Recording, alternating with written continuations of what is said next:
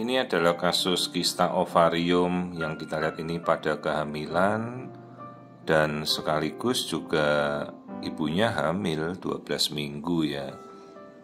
Cuma yang lebih menjadi fokus kita ini adalah kehamilan ini berukuran 12 minggu tapi dengan penebalan bagian tengkuk lehernya.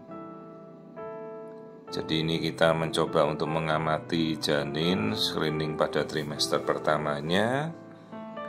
Kebetulan posisi janinnya telungkup saja dari awal pemeriksaan. Jadi kita mau memeriksa dari depan sulit.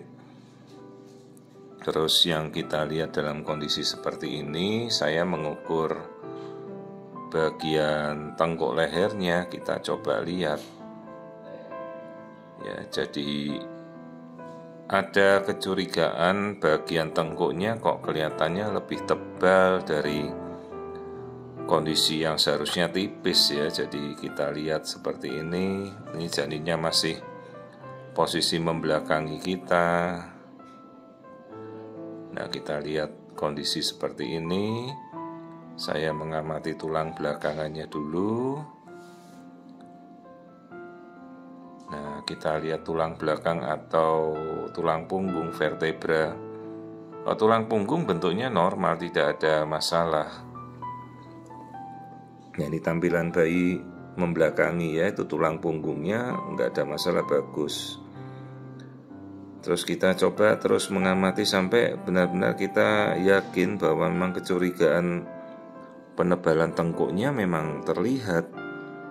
Nah, ini yang saya lihat tengkuk di belakang lehernya itu yang berdetak jantung. Jadi dedeknya ini menghadap ke bawah. Nah, saya dapat 2,7 mili. Sementara perbatasan untuk kita mengukur tengkuk janin itu sekitar 2,5 mili ketebalannya. Terus saya mencoba mengeksplorasi detak jantung dan aliran darah di jantung. Sementara ya tidak ada kelainan apa-apa. Jadi kadang-kadang penebalan tengkuk itu memang resikonya berhadapan dengan suatu kondisi kelainan seperti sindrom Down atau trisomi 21. Tapi selebihnya ya ada juga kasus-kasus di mana tengkuknya tebal tapi pertumbuhannya normal, tidak ada kelainan. Maka biasa kita anjurkan ibu, kita cek genetika ya. Sekarang kita sudah bisa melakukan pengecekan genetika dengan sangat cepat dan sangat mudah, yang namanya non-invasive prenatal test atau NIPT. Cukup dengan mengambil darah si ibu, dalam darah ibu sudah ada DNA bocahnya, jadi kita bisa langsung yakin gitu. Terlepas ya kita harus membuktikan bahwa penebalan tengkuk ini memang berkorelasi. Jadi tidak semua pasien kan kita anjurkan periksa genetik. Nah, kondisi-kondisi di mana kita temukan tengkuk tebal seperti ini ya baru kita anjurkan cek genetik. Ya.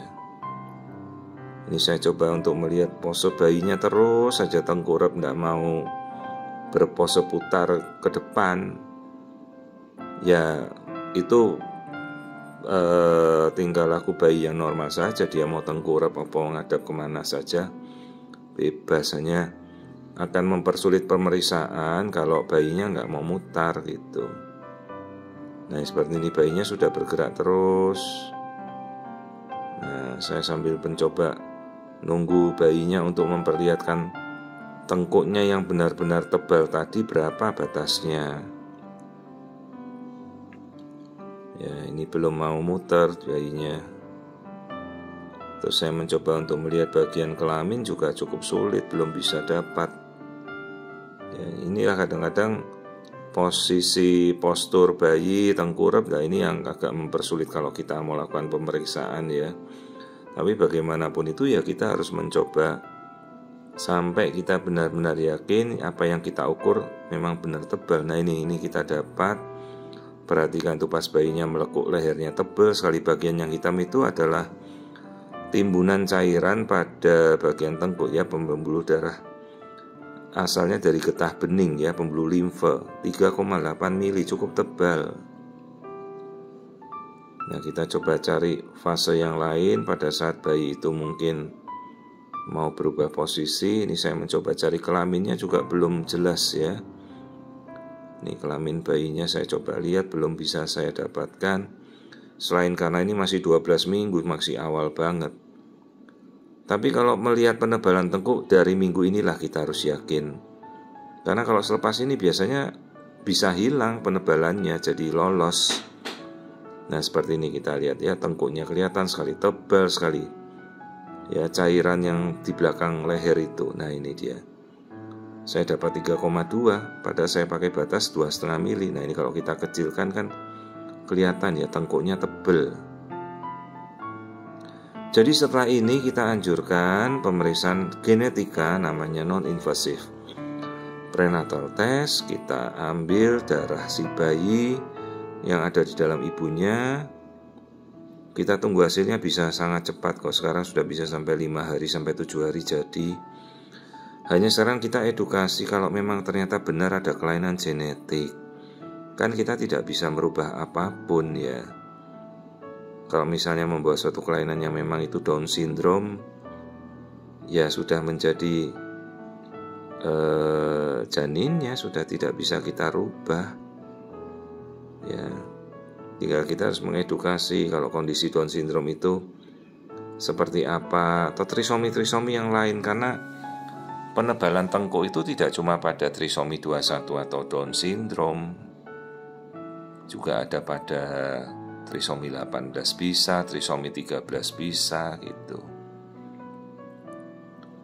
Jadi setelah pemeriksaan ini kita lihat, ya ini saya belum bisa melihat wajah dan bagian depan karena bayinya posisinya tengkurap. Meskipun sudah saya coba putar kiri putar kanan juga nggak mau. Karena di dalam itu kan bayi tanpa gaya berat ya, bebas dia bergerak.